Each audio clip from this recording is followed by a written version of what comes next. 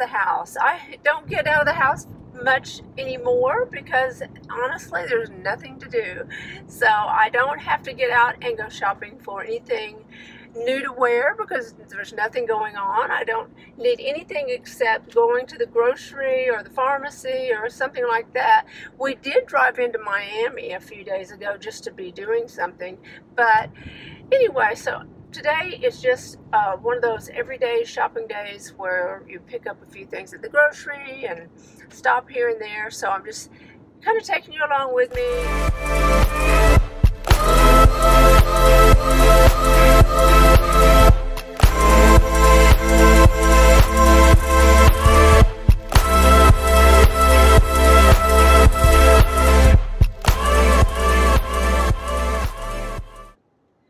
Okay, so we are back.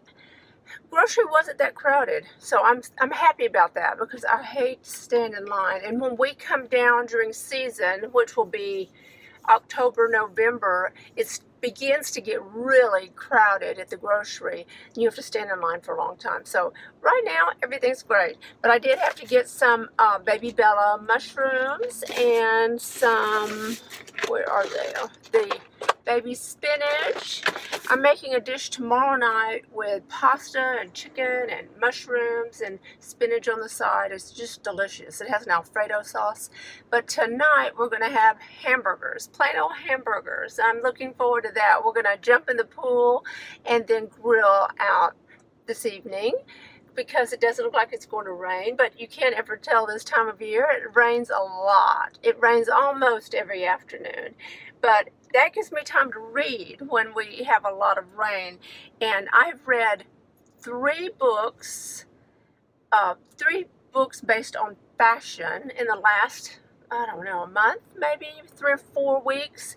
And taking a couple of them to a friend because, you know, I like to read just the hard copy books. I don't want anything other than the old-fashioned book where I can turn the pages and put a bookmark in. Love it. And I think you probably saw me on a video maybe 2 or 3 weeks ago. I was going to the beach for a little while that afternoon, and I was going to be reading Chanel's Riviera, and I love the book. However, it's not based on fashion as much as I had assumed it would be.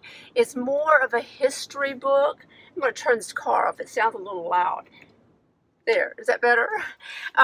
It is mostly based on World War II. So if you love that era or are reading about World War II, even if you're not a fan of Chanel or fashion in general, then you would still like this book. So if you're a fashion person, you might want to read it and pick up some information that I didn't know about Chanel, and then pass it on to someone who likes to read about World War II. So you'd have a little bit of everything. And then before that, I read Isaac Mizrahi's book, and it is a really great book. Oh look, I got 20% off at Barnes & Noble, but I bought this several weeks ago, maybe 2 months ago, and I just had it in my stack of books to read. But this book is an autobiography, and it tells about basically his rise and fall in the fashion industry. And then I read, and these 2 books I'm taking to a friend because I love to share books with everyone. Another book that I have that I've already passed along is Andre Talley's book. Oh my gosh, it was wonderful. He gives all kinds of gritty details about the fashion industry and especially about Vogue magazine. This was the Chiffon Trenches. You're going to love it if you haven't read it. Andre Talley is an American fashion journalist, and he was a former editor of Vogue magazine. He was also the fashion director and fashion news director for Vogue magazine. And he doesn't hold back on a lot of details. So that's a really good one. And let's see, I am really trying not to watch too much television because I am already totally burned out on politics, and we still have a little over 2 months to go before the elections, and I'm going to be up to here with it by then, so I'm trying not to watch that. However, I did watch an excellent documentary.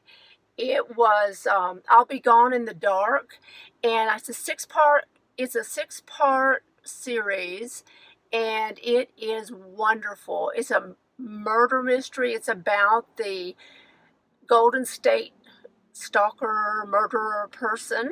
It is so intense, and I did not binge watch it. I watched one episode at a time because, wow, it is a lot to take in. There's just a lot there. So if you watch it, if you are a fan of Dateline, NBC Dateline, 2020 Murder Mysteries, all of those which I love, you will love this. It has a little bit of the best of both worlds for me because it has the murder mystery element, and then it has the writer of the book about the Golden State Stalker. And oh my gosh, I cannot recommend that one enough. But if you are very squeamish, or if you don't like murder mysteries, just avoid it because it is very intense. So with not a lot going on, no one's even having dinner parties. I have been to a couple of restaurants where we sat outside, and that was fine with me. I don't like being at home all the time. I don't mind being at home most of the time. That is fine. Last week, you saw my video in which I had gone and had filler under my eyes and had bruises. Well, look, the bruising is just almost gone.